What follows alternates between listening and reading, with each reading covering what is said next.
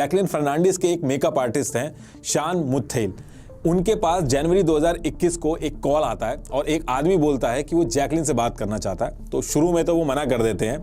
इसके कुछ दिन के बाद दोबारा से कॉल आता है और इस बार उस नंबर पे होम मिनिस्ट्री लिखा होता है। सेम उसी तरीके से सॉफ्टवेयर यूज करके सुकेश ने कॉल करी थी। जब शान, जो कि जैकलिन फर्नांडिस का मेकअप आर्टिस्ट है, वो कॉल उठाता है तो उस साइड से जो आदमी बोल रहा होता है वो शेखर रत्ना वेल्ला अपना नाम बताता है। वो कहता है कि वो होम मिनिस्ट्री से बोल रहा है, वो जयललिता का भतीजा है और सन टीवी का ओनर है और जैकलिन से बात करना बहुत ही जरूरी है। अब जैकलिन का मेकअप आर्टिस्ट इस बार इस कॉल को काफी सीरियसली लेता है और जैकलिन को बताता है और यहाँ से जैकलिन और सुकेश की रेगुलर बातें स्टार्ट हो जाती हैं और गिफ्ट सुकेश भिजवाता रहता है। और कुछ टाइम के बाद जैकलिन और सुकेश चेन्नई में मिलने का डिसाइड करती हैं। अब आप कहोगे जब सुकेश जेल में है तो फिर कैसे मिल लेंगे? तो देखिए, जेल के अंदर इसने अपने फादर की तबीयत खराब होने का बहाना बनाया और बेल ले ली। कई बार इसने फ्रॉड तरीके से भी बेल कराने की कोशिश की है। एक बार इसने बेल कराने के लिए दिल्ली के जज तक को धमकी दे दी थी। अब देखिए, एक कैदी है जो कि जेल में बंद है, वो दिल्ली के अंदर जज को फोन करके उसको धमका रहा है। दिल्ली का जो जज था उसके पास भी कॉल करता है सॉफ्टवेयर का यूज करके और धमकी देता है कि सुप्रीम कोर्ट का जज बोल रहा हूं और अगर आपने सुकेश को बेल नहीं दी तो इसका अंजाम बहुत ही बुरा होगा।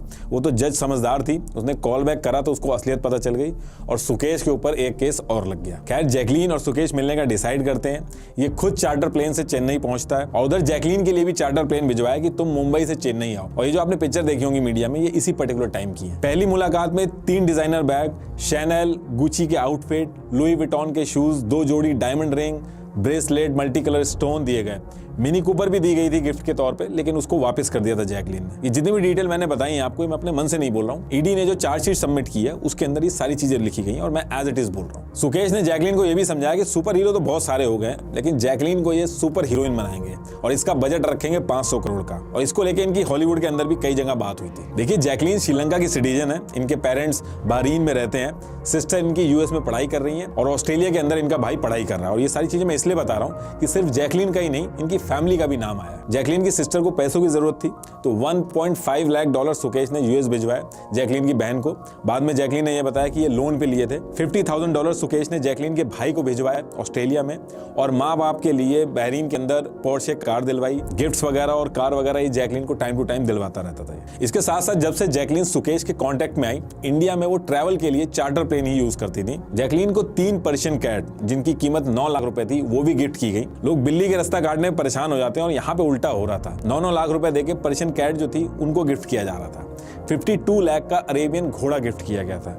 वैलेंटाइंस डे पे सुकेश ने जैकलिन को J&S लिखवा के टिफनी डायमंड गिफ्ट किया था। इनफैक्ट सुकेश जैकलिन के लिए एक वेब सीरीज भी लिखवा रहा था, जिसके लिए सुकेश ने अविता काला नाम के एक राइटर को एक वेब सीरीज लिखने के लिए 17 लाख रुपए पेमेंट किए थे और ये सारा कुछ कैश में किया था। जैकलिन ने खुद एक्सेप्ट किया कि सुकेश के इंसिस्ट करने पे वो शोरूम में जाके सामान सेलेक्ट कर लेती थी विद आइटम कोड और फिर सुकेश उस आइटम की पेमेंट करने के बाद जो रिसिप्ट होती थी वो जैकलिन को भिजवा देता था और जैकलिन उस रिसिप्ट को लेके अपने मैनेजर प्रकाश के साथ जाके वो सामान उठा लाती थी। और सेम चीज जैकलिन ने पिंकी ईरानी को भी भेजी और जैकलिन का कहना है कि ये वो टाइम था जिस टाइम पे उन्होंने सुकेश से बात करना बंद कर दिया था। लेकिन पिंकी ईरानी ने उनका माइंड वॉश किया और ये समझाया कि एक पॉलिटिकल ब्यूरोक्रेट है, इसलिए उनके खिलाफ न्यूज चलाई जा रही है तो इसको सीरियसली ना लिया जाए। 30 अगस्त 2021 को ईडी जैकलिन को बुलाती है।